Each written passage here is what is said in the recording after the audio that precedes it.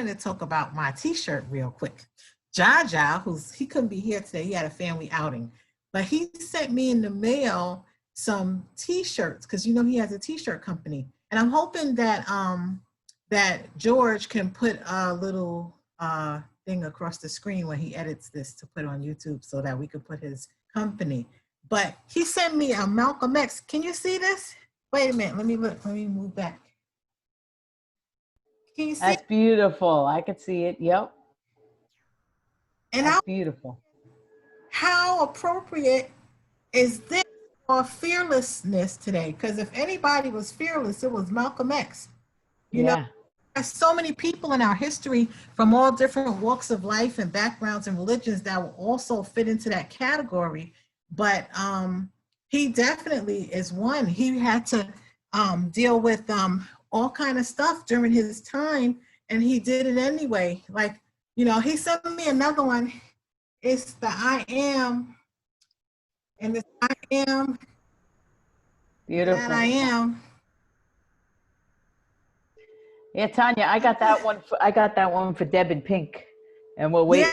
Yeah, and I'm actually wearing one of his shirts too. Let me see. Look at that. We are one. Look at that. Yep. That's beautiful. It's gorgeous. I have a couple. I got 4 of them. They're beautiful shirts. Oh, I love them. That's good work. So shout out to Jaja. Yes. And I'm so grateful to him for this shirt. So fear of failure, like overcoming fear of failure. Fear, but I don't know why fear of failure came out. So I guess I'm going to talk about that. Because I think that's my thing. I've always been a super overachiever because I didn't like failure. And I think I didn't like my mother's response to failure. I think that's where it started. Because my mother's a super overachiever too. I used to bring home a really good report card. I thought was good anyway. And it would have things like 90 on it, 89 and stuff. And she would say, what happened to the rest of the points? And I would think to myself, this is an 89, or this is a 90, or this is a 87. And she just was like, no pass. So I think that was the driving force for me to keep overachieving. And I think that my mother, maybe with her saying those things to me and doing that, it forced me to find the drive and motivation within myself. Nobody, to this day, nobody has to motivate me or help me or push me to get somewhere. I realized that that's something that I could help people with. So that's why I started to enjoy the coaching, because I'm able to use that to help other people, that need a little push or help getting to their goals. I don't like to be uncomfortable. So I had to really learn how to get comfortable with being uncomfortable. And there's still some spaces to this day that I haven't accomplished that. There's just certain things that I just don't want to be uncomfortable. And so the fear, whatever fear I'm bringing to the party shows up in those areas where I don't want to be uncomfortable. So part of my, fear is not wanting to be inconvenienced or uncomfortable. So I will push myself. Sometimes the fear drives me to push myself past something because I don't want to deal with what's going to happen if this is not that or that's not this. So there's more of a fear of things not being the way that they should. That's actually the why for me to push to get things together. So I think the way society interacts with us, or the rules of society, the way they get set up sometimes, oh, you're a girl, don't ride a bike with your skirt like that. These things, they start very early, and a lot of times we don't even realize that they're there shaping us and damaging us too. It's the age-old things of looking good. And the fear of failure is another human thing, because it's equated with death, with literally not surviving. And we have a very strong survival instinct. But I've noticed in my life that the times that I've failed, I've gotten so much out of it and was able to move Mhm. forward into success, Mhm. right? So, Mhm. so the reality, I don't know what makes us have that fake story of, Mhm. oh my God, I can't fail, or I'm going to die if I fail.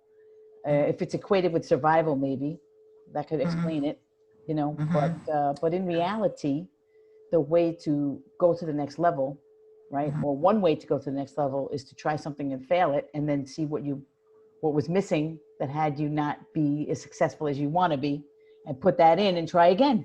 And I'm glad you said survival, and I'm glad you said I might die if I fail, because that was my situation growing up. It was almost as if I didn't have space to fail. Anything that I needed to do or needed to take care of, I needed to work, because it could have meant survival. You know, you make one mistake and then boom, you're hurt or you're injured for life or whatever the case is. So yeah, the survival thing is big. Yeah. And believe it or not, we bring all of those things into our relationships with others, especially if we had relationships that didn't work in the past. We say, oh my God, I'm so afraid that this new relationship is going to turn out like the last one. He was a bum or she was a deadbeat or whatever. Well, if you want to have a relationship with somebody, you have to be willing. You have to Mhm. be willing to expose yourself, and that can be fearful because you don't know this person really. Let's say you're just meeting this person. I think it would take a long time. Well, speaking for myself, I have such a guard up, so, you know, very fearful of letting somebody in because, like I say, okay, I've had enough misery. Mhm. Mhm. I've been through, and Mhm. everybody has it, right? I mean, I said I'm not Right. unique, but do I want to go through, or am I willing to open myself up to experience possibly being miserable again? That's in the back of my head, Mhm. and I don't know how to get rid of that without just saying, okay, just let the chips fall where they may, and think of it as another experience. I'm hearing you speak about vulnerability, understanding that that relationship was in the past to get past, what maybe you brought to the relationship that didn't have it work for you. You won't have the same result. And like they're just really believing that every past relationship has nothing to do with the present or the future. Right. And there were things absolutely that you learn from each relationship, right? You're not the same person that you were. So there's no way you could attract the same kind of relationship. For me, it would be a waste, okay, for you to not be giving yourself to an amazing relationship. Somebody out there is like dying to be with Jan. I'm telling you right now. I'm hearing two conversations that's happening. One is over fear, and the other one is over relationship. And yes, they actually overlap each other. And I believe that they also have two different parts. And what I mean by that is fear. It depends on what you're looking at for fear, and then also fear is just basically the individual being uncomfortable with uncertainty, and life is full of uncertainty. So in order you got, once you embrace uncertainty, the fear goes away. If you're saying, hey, you know what, I just want to see where this goes, then there's no expectations in that. Then what happens is you start to be comfortable with the uncertainty. So Mm, it's being comfortable with being uncomfortable. I think yeah. that's where fears comes in. But now when we look at fear when it comes to relationships, we're looking at relationship, or we're looking towards the future from in the rear view mirror, because we had a past relationship that didn't work, and we don't look at, hey, how did I show up in that relationship? And before we even look at how we showed up in the relationship, you have to look at, how did I select that person to be the person that I'm going to be in a relationship with? So part of it, whenever a relationship doesn't work, I look at it and say it's the selection process that has failed.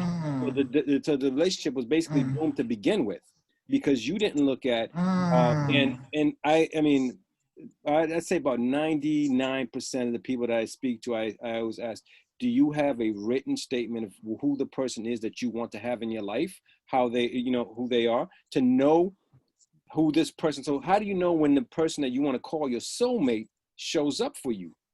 If you don't have it written and actually have clearly decided on what that person is going to be, do, and be like, then you don't actually know who that person is. You're just going in by, hey, this person, we have proximity and, you know, this chemistry, and then all of a sudden we get in a relationship. But proximity and chemistry are needed for a relationship, and you also need to know how to select and being, is this the right person? So is this person willing to do the job? Can they do the job? Meaning, you know, saying, and if they can do the job and they're willing to do the job, are they a team fit? And if they're not a team fit, because, you know, when you get into a relationship, it's a team. We're in it for both of us.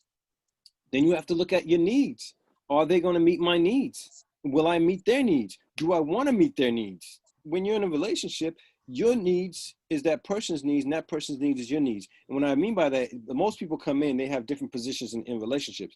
They have one is, I'm in a relationship and I'm planning my escape. The other one is, I'm in a relationship and the relationship is a beautiful relationship. It's, you know, it's fulfilling, it's full of passion, and there's polarity in the relationship, there's spark in it, and there's juice. And that's a beautiful relationship to be in. But most people fail to be in that relationship because they're afraid of the word love. And what most people settle for is they settle for connection instead of love. Because in order for you to go for love, you have to actually take a risk and make yourself vulnerable. And what most people feel is that vulnerability is a hindrance or a handicap. And vulnerability is the most powerful thing that we have as human beings. Because in our vulnerability, we can touch so many people, so many lives. Yes, you can get hurt. But the thing is you got to look at it also. If you're looking at your past relationship and you're looking at that's how you're moving forward, you have to look at it this way. I had this past relationship and what it did. And if I gave my all in this relationship, if you're truly honest with yourself and you say, I gave my all, or if you didn't give your all, then you have to adjust. But if you gave your all, you look at it this way. That relationship prepared me to be able to give to the person that's going to be my soulmate when I meet them. So that was just a training ground. And most people go by, I got hurt in the past, I'm gonna get hurt in the future, and I'm not moving forward. So then they spend 10, 20, 30, 40 years in limbo and not having a relationship, saying, hey, you know, I'm comfortable when I be in a relationship. I just can't find my significant other. And that's not the truth. The truth is you're afraid to take a risk. And that's how I look at it when it comes to relationships. I mean, I don't want to break it down for you guys and, you know, make it seem like, oh, relationship is that you got to have these boxes that you check. Definitely you have to look at, hey, is this proximity? For this proximity, okay, you know, is there chemistry? And then if you look at that, okay, great, that's great. But now look at, are they a team fit? Look at the selection process. Are they willing to do the job? Can they do the job? Just because they're willing to do the job don't mean that they can do the job. And just because they can do the job and they might not be a team fit. So you got to look at all that. And the way you look at that is, I hate to say this, but, you know, your first date, you might want to pull out a piece of paper and say, and this is a joke, but, you know, and say, hey, what are your values? What do you value in this area? So if you get those, you know, most people today, and, you know, I'm not saying about anybody in here, but most people today, my experience has been like, most people meet each other and within like the first relationship, the first, second date, they're having sex and they're moving forward. And instead of doing that, why don't you take the time to really figure out what that person's values are, what their rules are around that value, so you see if your rules and values are aligned. And if they're aligned, then great, then you can move forward. But if you don't look at any of that and you just say, okay, you know, well, he's here or she's here and she's attractive, he's attractive, okay, let's go ahead, let's move forward, then the relationship is doomed to fail. And then so that's how you develop the fear of going into a relationship, because you say, hey, you know what, I've had a relationship in the past and it didn't work out. But but have you really looked at that past relationship instead of say, oh, he hurt me, she cheated on me, whatever the situation is, instead of doing that, saying, hey, what was my contribution to the way this relationship turned out? And if you look at that, then you look at how you showed up, then you look at how you chose, and then you can say, hey, it's not this person's fault 100%. And what I'm taking away from what you're saying is the discernment process, because I always speak about the discernment process with young women, because it helps you with the selection process. So a lot of young women, when they ask me, you know, how do you know that someone is the right person to go forward with? I always say a lot of things that you say, have something for yourself that you have kind of like a checklist, but not, like don't get ridiculous about it. But you yourself, like you said, have to have some kind of clue of what would you like to have for yourself, or what do you require in order to be fulfilled by that relationship. And then what are you willing to bring, in order to have that person have the same experience inside of the relationship with you. If we just bringing worry about the past, or we're just bringing fear that the relationship might end in divorce, or said before, in it and they're planning their divorce already. Everything is according to vibrations. So everything we're thinking about is what we're going to attract. So that's part of it too. Okay. And then I hear you say, have some kind of idea first of what you need to have. And then if the person shows up and they're not bringing any of that, that's not enough to go forward with that person. But also too, I was thinking about some of my relationship experiences while you were saying those things. And I have to say, most of my relationships were like, let's just find out what happens, where it goes. And it went great for years. So it was like, that was my process. Oh, okay, I like you. You like me. Yeah, you're cute. Okay, let's just see where it goes. And it would be great. Were those relationships passionate? Yeah, it was like two magnets that couldn't be separated apart. That was part of the problem. It's like, I'm trying not to be stuck to you. I know this is weak. And then let's not go to that part because we didn't do the preliminaries. When you talk about that, are you talking about sexual energy, or are you talking about the relationship in general? Because there's a difference. I'm heterosexual. So I can't have any type of relationship with a man that I'm thinking is going to end up, being a relationship like that has sex in it and everything like that. And I'm considering him and he's considering me like, a regular love affair. I can't have any of that if the sexual energy is not intense and present like that in the beginning of the relationship. There's no, I'll grow to love him and maybe I'll like, it's not that for me. What I'm asking is, okay, so that comes into, you looking at who you are at your core and what energy you have, whether you're feminine or masculine. Because I believe for there to be polarity in any relationship, there has to be a feminine and masculine energy. And I don't care what type of relationship it's, whether it's same sex or heterosexual. It to me, there's always got to be one that's masculine and one that's feminine in order for you to have polarity. For it to be a passionate, thriving relationship, I'm talking about in all other areas, because there's all other areas of your life. So you got to look at not just having the sexual energy. That's great. That's proximity and that's chemistry. Fine. Mm-hmm. Now, when you take that and put it to the side for a moment, I'm not saying that we're getting rid of it. Now let's look at the rest of the relationship. Everything else that follows within it translates into other areas. Okay. Yeah. In my experience, that passion and that energy, it doesn't stay in one area. No, it doesn't. Like the fear doesn't stay in the relationship area. It comes out and it spreads out all across the board in our lives. Mm-hmm. It's in every area. So if we think that we're only fearful of the past and not moving forward in a relationship, trust me, we're doing that in career. We're doing, because all the other areas, the 4 pillars. What I'm looking at is what's the class of relationship when you look at it. So if you look at the relationship, like I said, the first one is basically it's a thriving, passionate relationship where your needs are my needs are your needs. And then the other one is like, I'm in a relationship, but I'm planning my escape. Then there's the other one where it's 50-50. I'm in the relationship, you bring 50% and I bring 50%, that makes us a whole. And that I don't really think that works at all. You come to a relationship to serve and give. And you don't come into a relationship to take. If you come in to take, then the relationship's not going to work. But if you come in there and you give and give and give, and even if this person's a taker, the relationship may not work. But like I said, it prepares you for the one when you find the one that you can give your whole heart to and give everything to. That's going to be your soulmate. That's going to reciprocate. It's like my master teacher said. She said relationships are about customer service.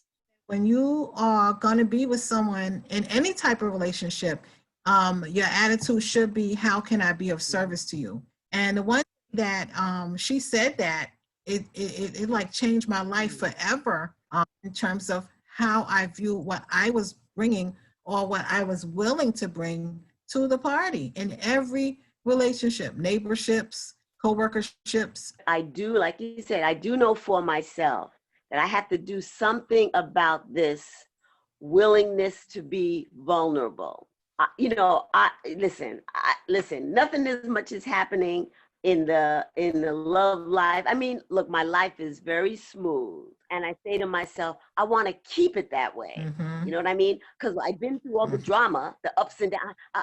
And when I think of bringing somebody else in the picture, just the thought of that brings a lot of uncertainty. So because that alone brings uncertainty, it's like, well, why should I be willing to expose myself up and down craziness? That's You know, not and what I'm it, but you have decided craziness. that that's what it's going to be before you see what it is. That's where Well, the, it could be good craziness. It could be bad craziness. Do you know what I mean? And when I say good craziness, I guess maybe I'm talking about the excitement. But you know what happens after that excitement of the new relationship, what? right? That excitement, it doesn't stay for long. And then people start to reveal themselves. You got it?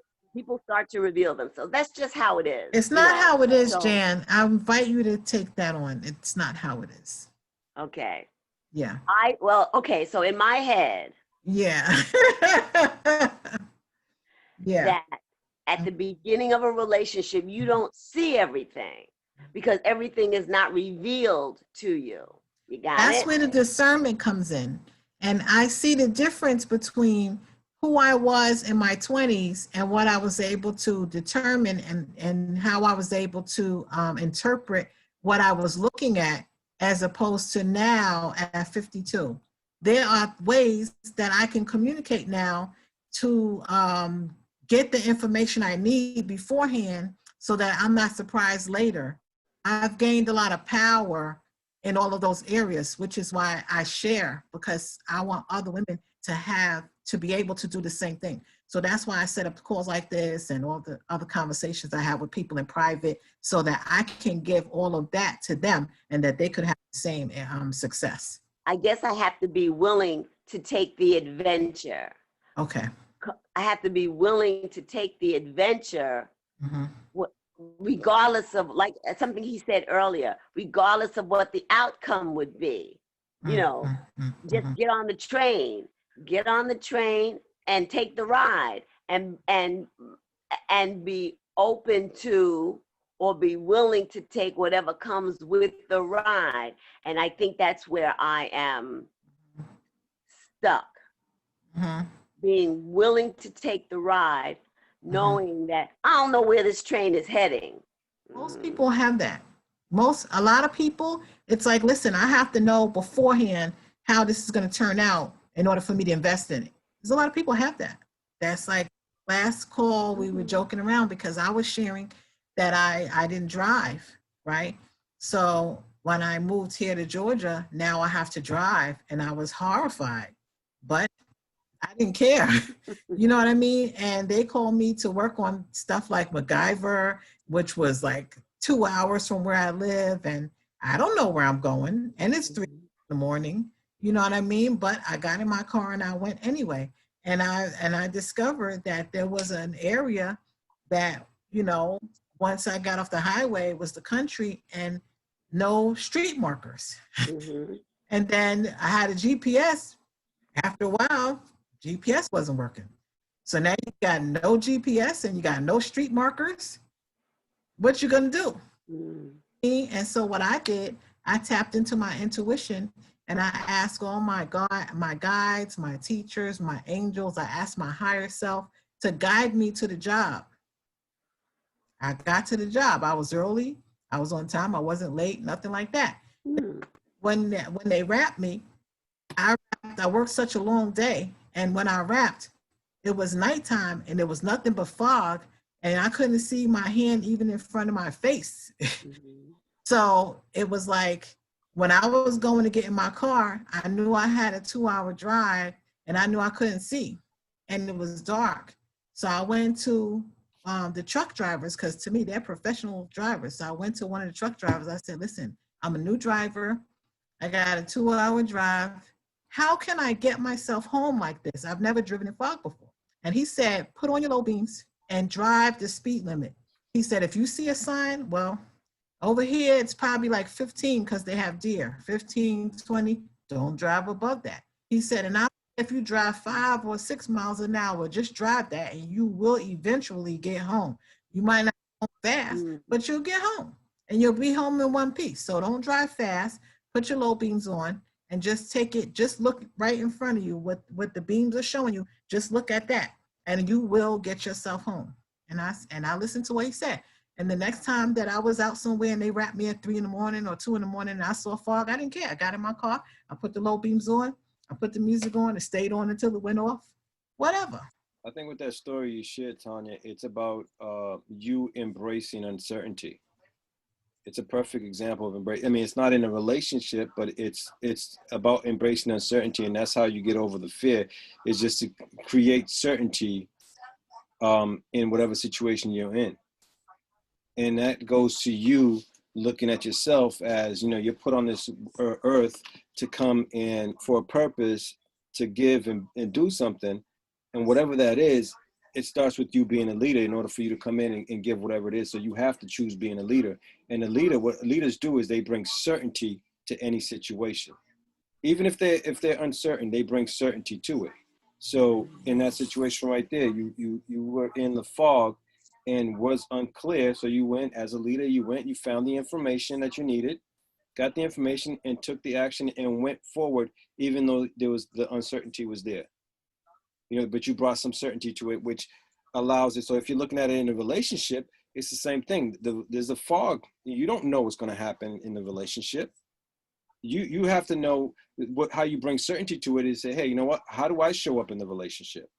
And you look at how you show up. So if you look at, your past relationships, you look at, okay, because most people, I hate to say this, but most people live forward from the past.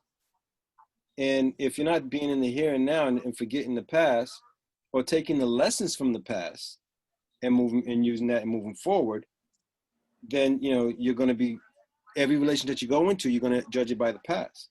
But if you take a moment and just say, hey, let me evaluate myself, see how I showed up in my past relationship. Did I show up with love and passion? If not, or maybe I was in a relationship where there was love there, but there was no passion. Or maybe I was in a relationship where there's not much love and no passion. Or, like I said, I was in the relationship, but I was planning my escape. Or, you're not in a relationship like right now. You might not be in a relationship. You're not in a relationship and you want to be in a relationship, or you're not in a relationship and you don't want to be in a relationship. You have to evaluate and look at where am I at, and why don't you want to be in a relationship? It could be because you're living in the past. I don't know what it is, but you also have to look at when you were in the past relationship, because if we want to look at the past relationship, okay, let's look at the past relationship. How did I show up? Was I in that relationship and it was all about me, forget him or forget her? Or was it was, I bring 50%, you bring 50%, and we become, and we're whole, which is definitely not true. Or was it, I came in here to give to you and serve you and give as much as I can without asking for anything? Because I guarantee you, if you go into a relationship and you give, that other person's going to have no choice but to say, hey, you know what? I love what she's bringing or what he's bringing. And eventually what they do is they start to come into place. Or if they're not a team fit, or they're not willing to do the job, then that's when the relationship ends, or you guys can visit that and talk about it. But I suggest you talk about it from the very beginning. First date, what are you doing? Why are you going on a date? You go on a date to get to know each other. So if you go on a date to get to know someone, then look at what is it that I value in my life that I have high on my value list, and then you talk to them about that. See where they show up with that. Well, one thing I want to say is that all of the masters will tell you how you do one thing is how you do everything. So how you showing up in your life, right, is how you are also showing up in relationships. That's why we could be having this conversation and it's like a 2-lane highway. Okay? So if I'm the kind of person that there's uncertainty and I bring certainty to it, I'm also doing that in relationships. I might not realize it, okay, but that's what it is. I'm doing that with my coworkers at the top, everything, even if I don't see it. When you were speaking about if you become the giver in a relationship, the other person will do whatever, ABC, whatever. I'm here to tell you that that's my problem.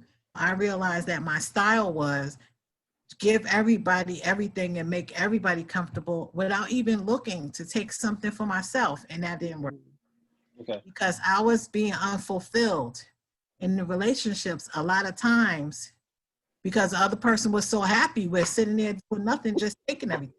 Yeah. Because But you have trying to people take like it. that usually they will seek out a person with that relationship style because all they are is a deadbeat taker. We have to figure out, are we the deadbeat taker or whatever? Because So sometimes that might be us. We look over there can at I, somebody, and that might be us. can I So invite you into looking at it from a perspective where, you know, yes, this person that you met is a taker, and look at it this way. Maybe when I looked at evaluating on how, you know, the selection process, in my selection process, I'm selecting takers instead of looking at that first.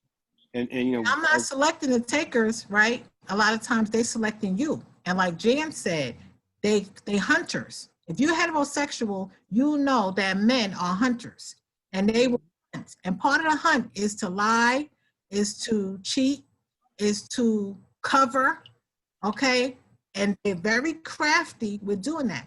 If a lion is stalking you, he's not gonna show you that he's stalking you, you're gonna run away. He's gonna himself with freaking leaves and all kind of bushes and everything like that so that you don't see him stalking you and he can jump on your ass. and that's why I say that That's what the dating process is where you find that out. so in theory it sounds good, but now that's why we here is to discover what can we do inside of all of that stuff to be able to get some success for us, you know, and to get some power.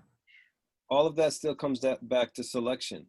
So yes, timing was a factor. So that's something that you might have to put in there and say, okay, you know what, if I'm talking to these guys, if I'm dating this person, I want to find that out. I want to ask questions that lead to that. So I know that, so you save time and don't go into a relationship that's not going to work out, you know, because Yeah, now I would do that, but in my 20s and all that stuff, I'm saying, you know, it wasn't like that. I would just be friends with the person, and then when they say they want a relationship, I would say okay, because I know the person is not a bum. I know they're not a, you know, wrong with them. They, you know, so it was fine, and the relationships were great, and they lasted for years, each one of them, you know, because y'all know I'm old, but you know, it's just that there was a theme with, oh man, you know, we want this relationship to go further, you know, okay, I'm in agreement with that. Well, how about, you know, can we get married and have a child right away? And I'm like, hold on a second. We get married, we're not gonna have a child. I got two. But one together, no, I don't think I should hold you here. I think you should go, you know, but I wouldn't get to that until I had the experience first to know that that's a possibility and that I didn't want it to be a possibility for me.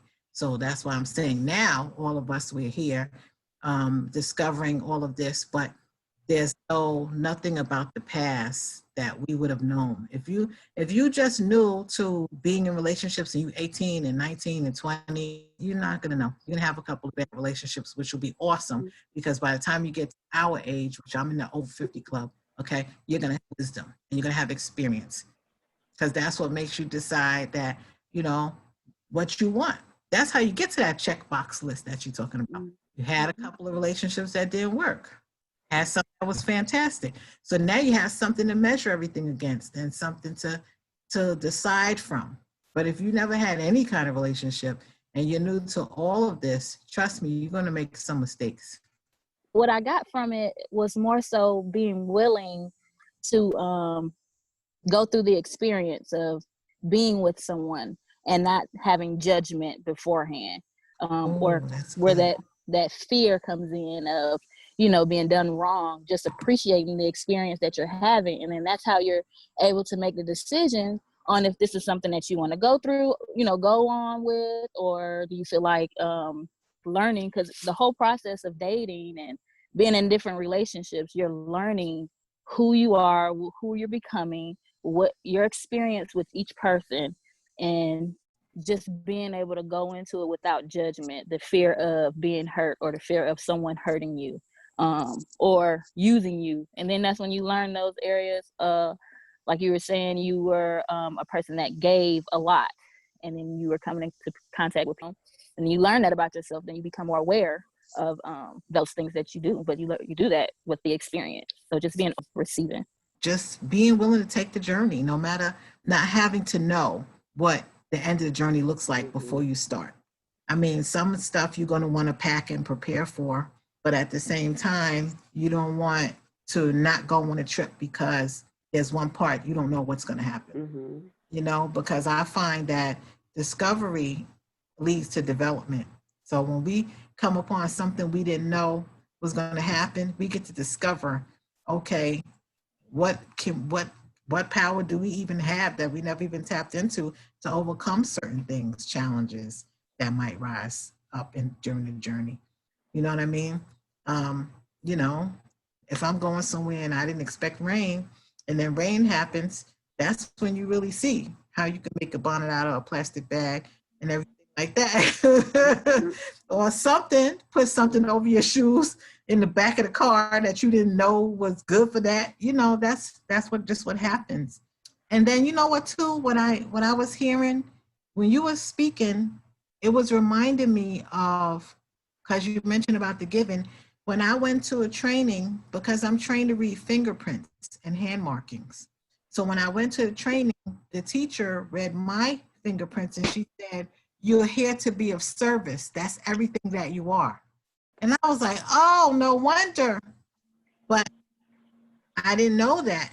She said, yeah. She said, and part of your makeup, when you're here to be of service, is that other side. People are taking everything and they're not giving me, and I'm not going to give anymore. She said that comes with it. Yeah, so I was going to say, if there's a way that everyone can tap into figuring out who they are and what their love language is, what their style is, it's helpful. And I think that's what goes what George was saying. Take inventory first to see what you are and who you are and what you need based on that.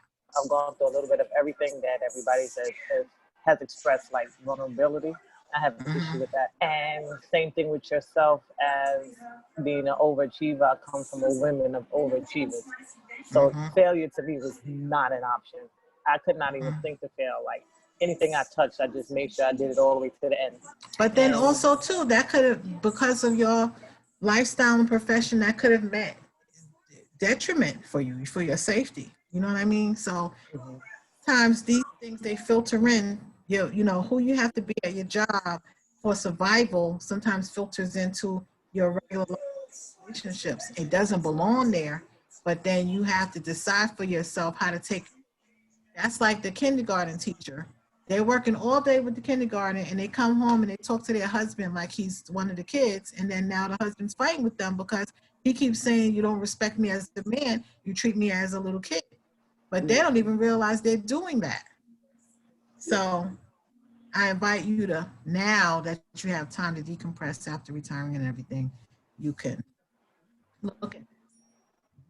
Like you said, as you get older, now it's like I'm a lot better. Ooh, I'm a lot better. I think I'm worse. Roll off. I'm like, I think okay, I'm whatever. worse. I have to examine myself because yesterday I was feeling like Scar. Remember he said, I'm surrounded by idiots.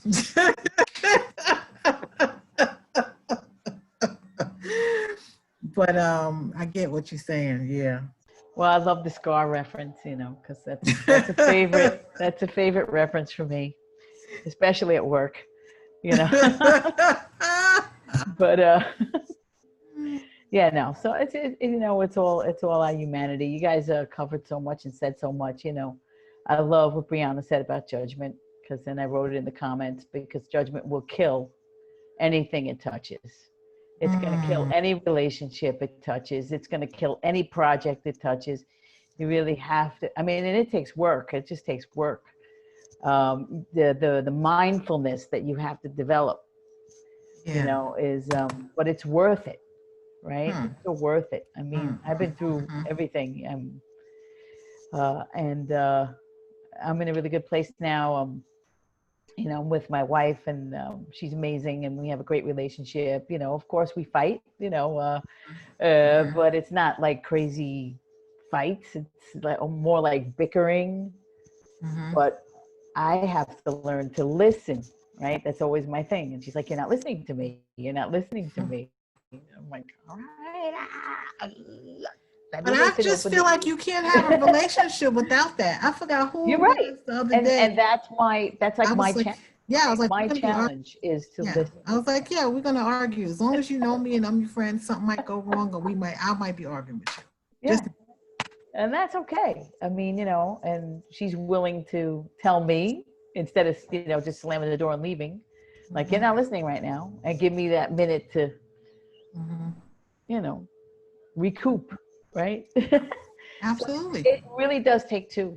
But I agree with Jorge when he says 50-50 doesn't cut it. I believe it's 100 and 100. Like, everybody's Yeah. got to bring their, and Yeah. when she isn't up to bringing 100, I'll add in that Yeah. whatever that is Right. for her, because That's that right. means I'm going to give her that, right? Right. And That's right. and she does that for me. Like, I may be in a place where I just can't be 100. Maybe I'm 70. She's going to cut me that 30, to Mhm. make it 100. And you have to be that for each other. Mhm. Yeah. About who you're being for each other. And the balance too. Yes, it's amazing. Because I'm what like, I'm hearing, what yeah, you said, it reminds me of like if you go to the beach and your feet are on the sand under the water, but you can feel the sand moving away, and then you just move over and move your feet over there to the solid area, and it right. goes away, and then you just keep readjusting, Great to analogy. staying Yes. on solid footing with the situation. Yeah. You know. And, when you get to know the other person, you get to know when you need to stop. Like, some people, they just got to keep going, and they got to keep hammering it home, and it just does a lot of damage. Like, what is the purpose of that? And that's part of the process. Most of the time, when you just enter in a relationship with someone, you're not going to know Right. that the way. You have to discover Right. it and find it out. And so there still has to be, that in the beginning, just you're okay with whatever you're going to discover along the way. That happens. Every relationship is not intended Yeah, I to be just want to permanent. circle back to the being vulnerable point, because that's huge. And when I first met Deb, I was in a Landmark program, and I had a coach.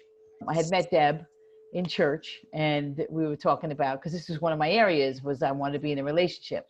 I remember that. Yeah. And then I said, she says, well, why don't you ask her out? And then I said to her, well, what if she says no? And she said, so what if she says no? And that was like, she really got me to see. So if she says no, then you move on. You're not going to disintegrate, You're not Right, gonna, right. like, but what was like, so did you discover, oh my God, I want to start crying. Did you ever discover, like, what was it that had you not want to move forward there? Like, what was that? It was absolute fear and terror. It What? paralyzed me of being rejected, of not being wanted, not being loved and cared for. So by another human being, other than my family, or friends. So it was intense for me, because I had tried a number of times and didn't make it. So this is common, yeah. Because I had a boyfriend that I knew when I was 15, but it didn't go anywhere. And then I saw him again at 30-ish, and that's when we got into a relationship. It lasted 7 years, but we grew up together. And he said that he was so afraid to approach me because he was just terrified that I would just say no to him, because in his mind, I was this person, important, and whatever he had in his mind, he said, because, the way that I was growing up. And he said he didn't feel like he screwed up. Right. But So the thing that makes this a successful relationship is I do allow myself to be vulnerable with Deb. She does see, everything. I'm not hiding anything from her. She knows when I'm challenged. And I try to do the same thing for her too. I try to be attentive and observe what's going on, because we always have things that recur, things that make us upset. Mhm. It's like, oh, that's coming around again. But there's a discernment that's present. It's a discernment. That's right. Mhm. That I can see it Mhm. coming, or she can see it coming before I see it, like Mhm. something at work or something with my family. Mhm. Good. And that's the beauty, I think, about personal relationships like that, like marriages and intimate partnerships. There's something that kicks in, that's present in the relationship, that's like invisible. It's like access to invisible information The about. secret sauce. Yeah, it's like access to invisible information about your partner. It's like information that's there, but it's not evident to everyone, but your partner can see it. You know what I'm saying about this? Yeah. Yeah, that's what it sounds like to me. I think that happens with any relationship, and every relationship is that if you are into that person, and what I mean by that is you're totally committed to this person and who they are, then what happens is you then start to develop like a sixth sense. You start to notice things or know when they need you. You have to also make sure that you're not projecting. You have to know how much to give to them and when to let them be who they are. Because everyone comes into a relationship, and you come into a relationship as a whole. And that's why I say that 50-50 thing doesn't work, because you don't come in with half of who you are. You come in with fully of who you are to give in the relationship. And I think if people buy into the process of saying, hey, I'm coming into this relationship to give, not to take, I think that what that does, it helps us to grow. Because a lot of people come into relationships saying, hey, I was in this other relationship and I didn't get this, so I want this. And instead of doing that, is like, and I believe before you get into a relationship, period, you need to also go through and do a deep dive within yourself and understand who you are. Like the good books say, know thyself. Understand who you are at your core, so that way you know how you show up. And then so when that person shows up that you've written on this piece of paper, when that person shows up, you know exactly who they are and you know exactly how you're going to show up. And then that makes it for a great start for a relationship. I agree. It's necessary for all of that. Again, you're learning yourself. You having to understand certain things about you. You're developing your world, and it's necessary for you to understand those things. And I like the fact that relationships are about service. I struggle with the being of service in my relationships and friendships because I give too much sometimes, or I feel like I've given too much. And then it's like where I'm at now, I'm trying to figure out why I give so much. Am I looking for something in return? And when I don't receive that, is that why I feel like I have to figure out why am I giving? What am I looking for? Is it something just natural, just because I just want to give and I want to see someone happy? But then sometimes I'm left empty. And it's like maybe I'm looking for something in return. So I'm trying to figure that out right now, along with even being vulnerable in my relationships, being vulnerable and opening up and just willing, like being free from that judgment, of being hurt. Like that's like Miss Christina said, like that is very judgment kills, and it's very hard to remove that when you kind of like brought that. It's been in your world all this time. It's a new experience. Yeah, that's good. That's good. Thank you for that. That's really good. Why are you giving so much? What is the reason for that? It's like Christine found out the reason why she was afraid to ask was because of some rejection. I definitely agree with Brianna that you have to, look at self, because when you're looking at that, you're looking at what needs you're trying to meet when you're coming in and trying to overserve.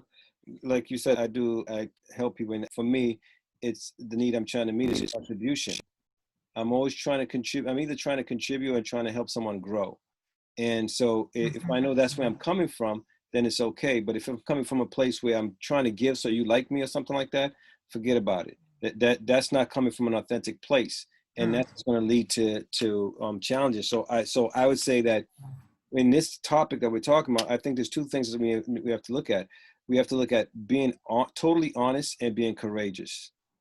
And you have to have the courage to be honest with yourself and others so you could step forward and actually be able to step into a relationship or step into that world without having anything in the space to block you from having a beautiful relationship.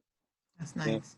So I think those are the two things. I mean, and definitely, vulnerability is something that falls under that, and having all three of those, let's call them pillars, I think that would guarantee that you have a better relationship. I agree. I concur. Thank you, George. All right, everyone. So I'll see you next week, right?